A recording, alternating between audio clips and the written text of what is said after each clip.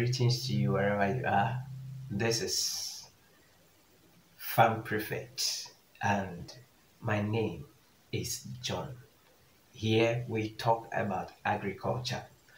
This video is not for everybody, but those in the diaspora who are interested in setting up a catfish farm right here in Ghana.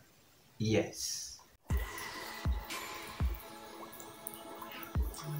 I have had calls from people who are overseas and are expressing interest in setting up a catfish farm right here in Ghana.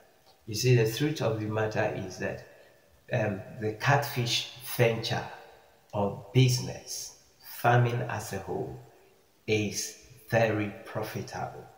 And so our brothers and sisters, our uncles, aunties who are overseas and are willing to make such investment in Ghana,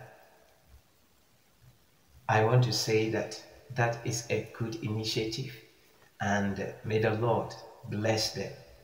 There are people who have already opened up farms and a lot more people are still doing. However, I think that this video is timely to help those of you who are still considering venturing into the catfish business or farming. So here are things that I think you need to know or do in order to succeed, considering that you are in the diaspora and you want to set up a farm right here in Ghana. Number one is that you should research about catfish farming as a whole. There are different sides of the catfish farming business, and so you need to do your research well and you see where you want to enter from.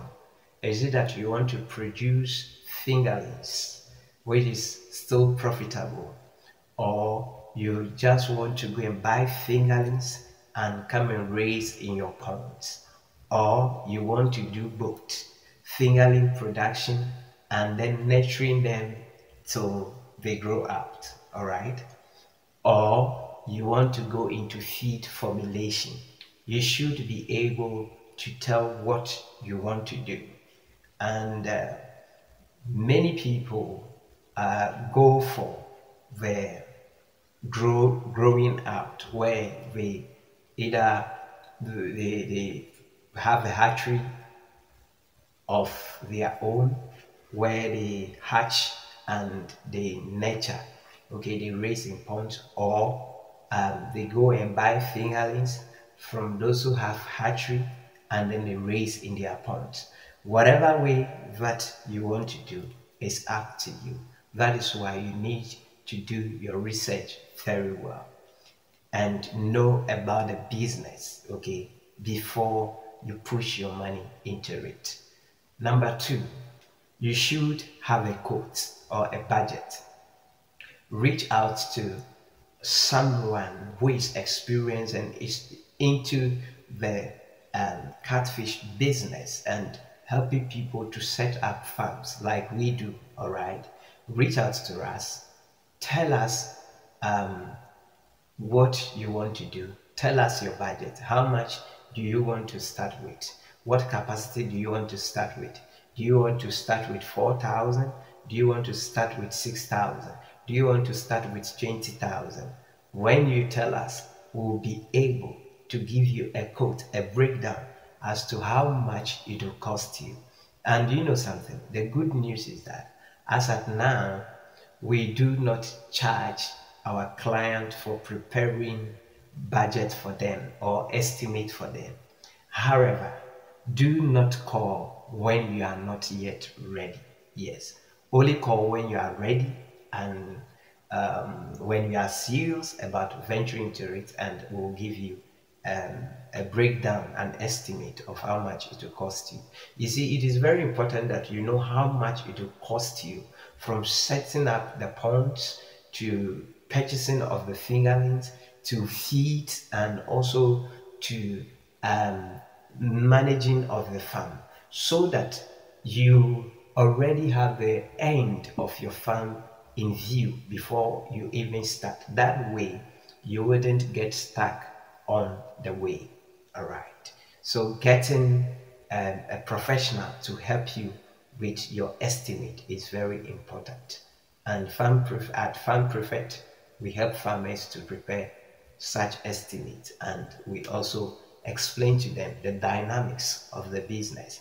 So if you want to contract us to help you, we will do that. Currently, we are in talk to construct some new ponds, and what we do is that we help you to get the right pond. So that leads me to the next thing. The next thing is that you should decide on the kind of pond you want to use. There are basically three kinds of ponds. We have the earthen pond, which is quite cheap to construct, and then we have the trampoline, which is collapsible and you could relocate at any time. And then we have the concrete, which is made out of block and is more like a permanent structure. Yes, so you have to decide which ones you want to use. All these 3 points that I've mentioned have their advantages and disadvantages. All right. Yes. So we will.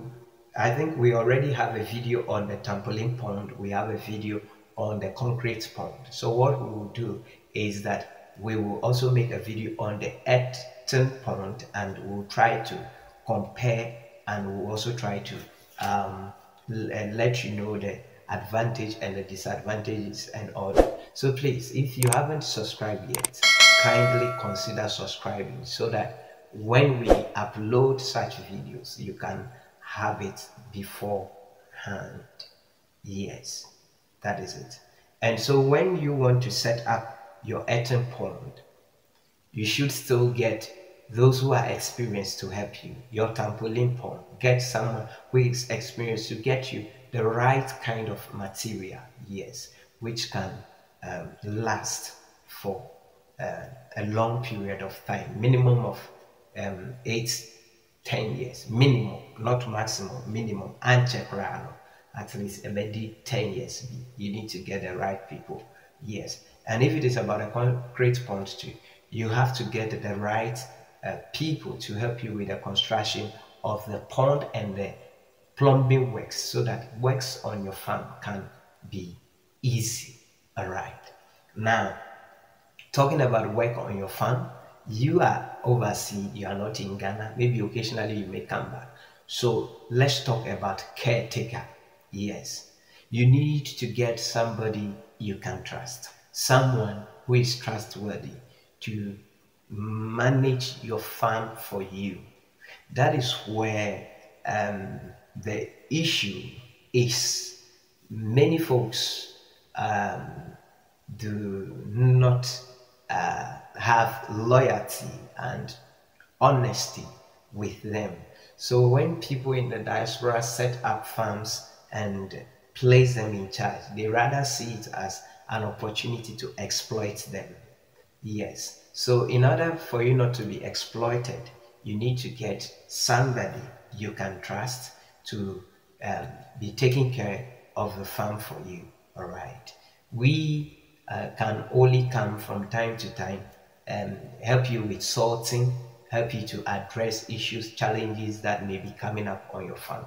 But of course, you need to have somebody on the ground who will feed the fishes daily, who will be taking care of them. Yes, and you also, when you have such people, please take good care of them. Yes, a worker is due of his wages. So if you get somebody who is managing your farm for you, whether a relative, whether a friend, whether just somebody you have recruited to do that for you, please make sure you pay to the person what is due them.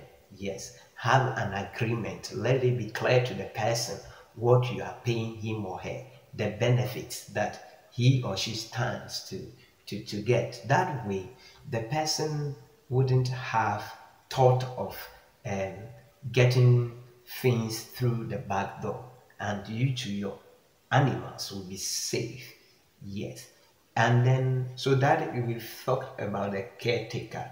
Now, the next thing that we may talk about is security. Yeah, security on your farm is very important. So you have to decide what mode of security you want to use.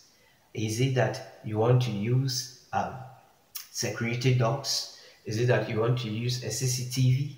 Yeah, what we also call is it security camera? We call them security cameras. Is it that you want to use security cameras? Yes, you should need to consider all those things. Now, having said all this, remember that we are talking about catfish farming, and the main thing, the habitat for the catfish is water. So even before any other thing, make sure you have water on your farm. So for people who have reached out to me, those in Germany, those in UK and all that, one of the things that I tell them is that get a borehole drilled first and let's talk about it. Yes. And I want to take you back a little. Remember that we setting up the pond and all these things, location also count. Our location can affect our market. Our location can affect our delivery, and so we need to look at all those things. Our location can also hinder successful management of the farm. So back to the point about security, you can either fence it. If you can afford, you get CCTV cameras, or you can also get a human security. That is if the farm is large, or you can still, the caretaker can be performing that role. Yes, yes, yes, that is the point. And it is very important. Yes, security on your farm is very important, so that you'll not be hearing stories and I came to the farm, the fishes are dead, I came to the farm, blah blah blah. No, security is important. Don't invest your money into catfish farming without considering the safety of your fishes. It's not good at all. It's not. It's not good. And then let's move to the next thing. The next thing is you need to decide how you are going to sell out your fishes. Are you going to sell them fresh or smoked? Now, when you smoke them, you are adding value to them. Okay. Now, I have done a video explaining why the smoked catfish cost more than the fresh. Yes. If fresh is selling around 30 Ghana, smoke will be selling around 45 Ghana cedis. Though smoking requires some level of dedication, it's not something that cannot be done. Yes, you can hire farm hands and they will help you with the smoking process and all that, the preparation process and then the smoking. You get a point. Yeah. So if you have any question, please let us know in the comment section. And if you want to work with us, we are willing to do so for you. We are willing to work with you. Let's do business.